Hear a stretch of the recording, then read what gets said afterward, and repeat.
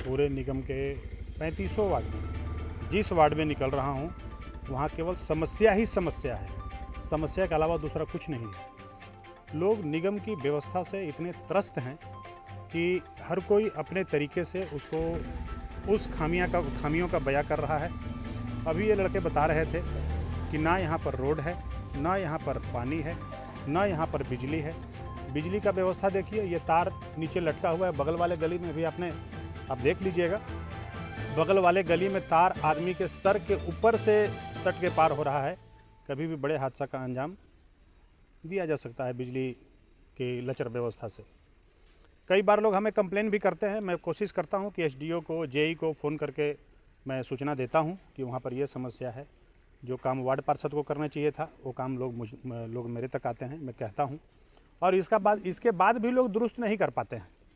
समस्या ज्यों का त्यों पड़ा रह गया। पता नहीं हमें कितने दिनों से वो तार लटका हुआ है, उसकी स्थिति देखने से आपको खुद ब खुद समझ में आ जाएगा। जी बताइए।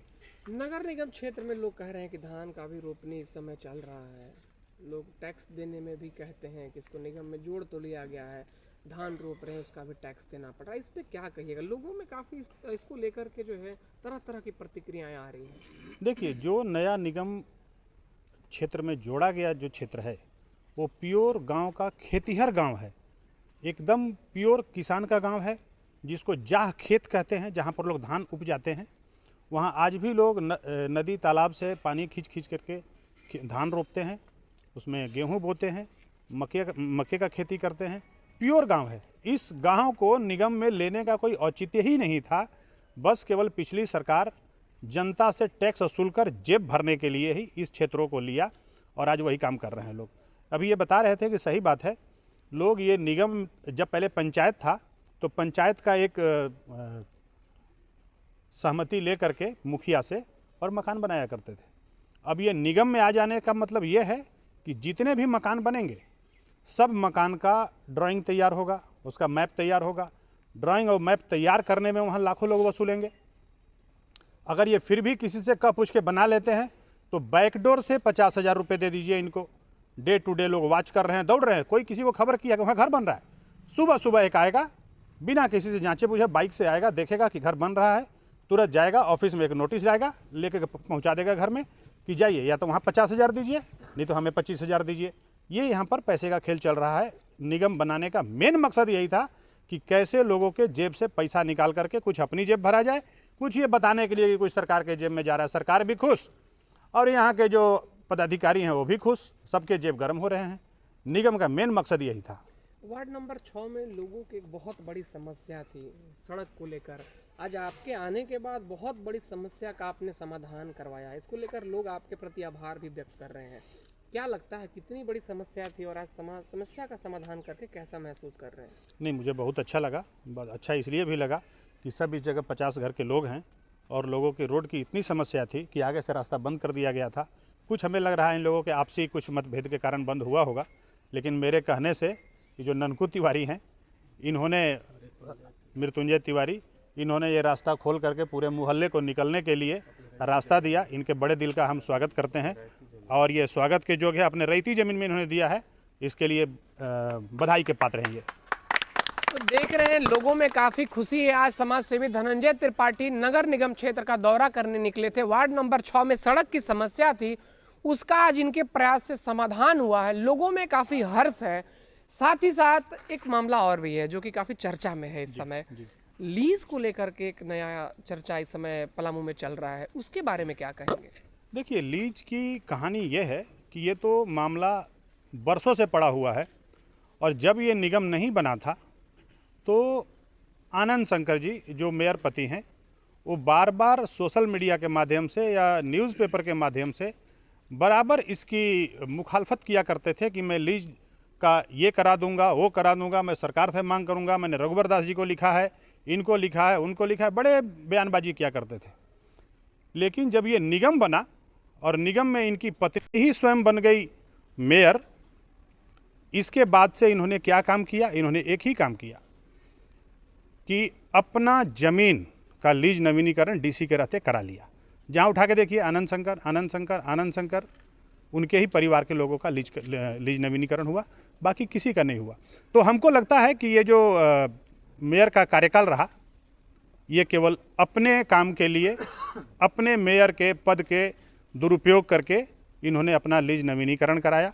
बाकी जनता जाए भाड़ में, इनको जनता से कोई लेना देना है था नहीं और है भी नहीं। इनको जनता से कोई लेना देना नहीं है। ये अपने जेब भरने के लिए और अपना काम कराने के लिए आए थे और इन्होंने अपने काम में सफलता पा ली।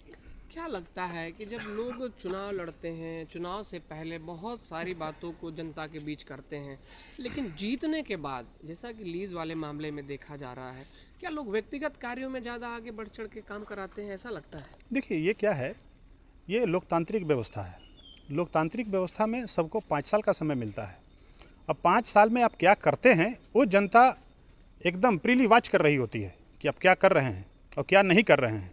अब ये जनता समझ चुकी है कि केवल आपके वादे खोखले वादे थे। अपने जेब भरने के लिए आपने ये मेयर का चुनाव लड़ा था और लड़ करके जीत करके, चाहे जैसे जीता हो उस पर मेरा कोई प्रश्न नहीं है, और ये जीत करके अपने जेब भरने का काम किया था। फिर चुनाव आने वाला है, जनता उनको जवाब दे देगी। इससे ज़्यादा मुझे कुछ नहीं कहना। जनता सब जानती है और जनता आज के डेट में बहुत समझदार है। हमसे आपसे ज़्यादा समझदार है जनता, बखूबी समझती है।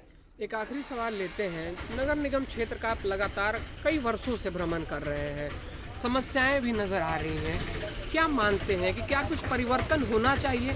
क्योंकि लोगों के साथ जो है सुविधा शुल्क नगर निगम क्षेत्र में लिया जा रहा है, तो सुविधाएं कितनी और मिलनी चाहिए? क्या कुछ स्थिति है वर्तमान में? आपके भ्रमण के दौरान क्या समस्याएं और क्या स्थिति नज़र आ रही है? देखिए, मैं बताऊं, मैं नई दिल्ली नगर पालिका परिषद की नौकरी छोड़ करके आया हूं। यहाँ पर क्या होना चाहिए वो मेरे से बेहतर यहाँ कम लोग बता पाएंगे, इसलिए कि जो वहाँ रह के दिल्ली का व्यवस्था देख कर आए हैं या बड़े शहरों में रहे हैं, देखे हैं, उनको जानकारी है। यहाँ मूलभूत सुविधा तो छोड़ी, मूलभूत सुविधा के नाम पर शून्य है, कुछ नहीं है। ये 4 साल, 4.5 साल, 5 साल बहुत समय था नए निगम क्षेत्र को संवार देने का। अब पुराने का जो पुराना क्षेत्र है निगम का, उसको ये लोग चमन भी बना सकते थे, लेकिन इन लोगों ने ऐसा नहीं किया। लोग कहते हैं कि झारखंड राज्य का सबसे रिच स्टेट है, यहाँ पर पैसे की कमी नहीं है, निगम में भी पैसे की कमी नहीं है। इसका मतलब ये रहा कि यहाँ के लोग जो प्रतिनिधि बने, उनके पास इच्छा का अभाव है। उन्होंने काम करने की इच्छा नहीं जताई, बस केवल आराम फरमाते रहे, निगम का पैसा लूटते रहे, जेब भरते रहे, अपने काम निकलवाते रहे। यही इन लोगों का काम रह गया था, इन लोगों ने पूरा किया।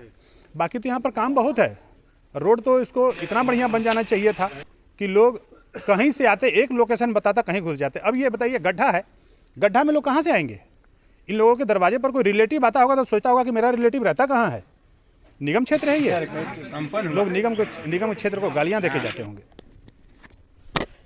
जब झारखंड से सटे हुए इलाके छत्तीसगढ़ के अंबिकापुर में जाते हैं, नगर निगम की जो व्यवस्था है, रात को भी वहाँ झाड़ू लगाई जाती है, लाइटिंग की व्यवस्था आप देखेंगे तो निश्चित रूप से बेहतर देखने को मिलता है।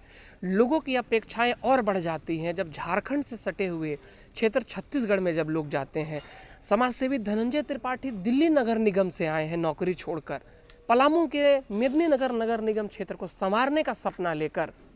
कहीं ना कहीं जब लोग बाहर जाते हैं, निगम की व्यवस्था को देखते हैं, तो पलामू में जो मेदिनीनगर नगर निगम है उसको भी संवारने की इच्छा मन में होती है। इसी को लेकर धनंजय त्रिपाठी पहुंचे हैं, मेदिनीनगर की समस्याओं को जानने, सुंदर, स्वच्छ और बेहतर बनाना चाहते हैं। आखिरी सवाल होगा, घूमने के बाद समस्याएं तो नज़र आ रही हैं, मौका मिलता है तो क्या कुछ करिएगा इस क्षेत्र के लिए? ये मौका अगर मुझे आप यहाँ की जनता ने दे दिया, फिर आगे 5 साल नहीं, आगे 50 साल, 100 साल तक लोग कहेगा कि कोई मेयर बन के यहाँ आया था और शहर का जो विकास किया है वो काबिल तारीफ़ होगा। वो फिर 50 साल, 100 साल का इतिहास हो जाएगा, उसको इतिहास करके छोड़ेंगे कि इतिहास में वो नाम दर्ज होगा।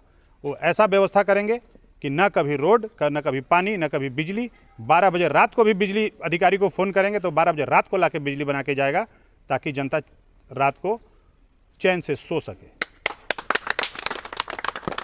तो दिल्ली की नगर निगम की नौकरी छोड़कर धनंजय त्रिपाठी पलामू मेदिनीनगर नगर निगम में 5 वर्षों का समय चाहते हैं, 50 वर्ष आगे लेकर जाना चाहते हैं। जो दिल्ली में व्यवस्थाएं देखी हैं, देश के अन्य राज्यों में जो व्यवस्थाएं इन्होंने देखी है, उसी को लेकर मेदिनीनगर नगर निगम को बहुत आगे लेकर जाना चाहते हैं। इसी को लेकर ये लगातार मेदिनीनगर नगर निगम क्षेत्र की समस्याओं को जान रहे हैं। इस नगर निगम क्षेत्र में काफ़ी कुछ करने का जज्बा लेकर आगे बढ़ रहे हैं। आज वार्ड नंबर 6 के भ्रमण के दौरान लोगों की समस्याओं का बहुत बड़ा समाधान इन्होंने किया है, जिसको लेकर लोगों ने इनके प्रति आभार व्यक्त किया है। लोगों में खुशी देखी जा सकती है। लोग लगातार धनंजय त्रिपाठी का तालियों से स्वागत कर रहे हैं। साथ ही साथ लोगों को ये नई उम्मीद के रूप में धनंजय त्रिपाठी को देख रहे हैं कि निश्चित रूप से अगर ऐसा व्यक्ति इस क्षेत्र के लिए काम करते हैं तो कहीं ना कहीं नगर निगम मेदिनीनगर एक नए रूप में देखा जा सकता है। कैमरा पर्सन शशिकांत ओझा के साथ अमितेश रंजन, न्यूज़ 9 झारखंड के लिए धन्यवाद।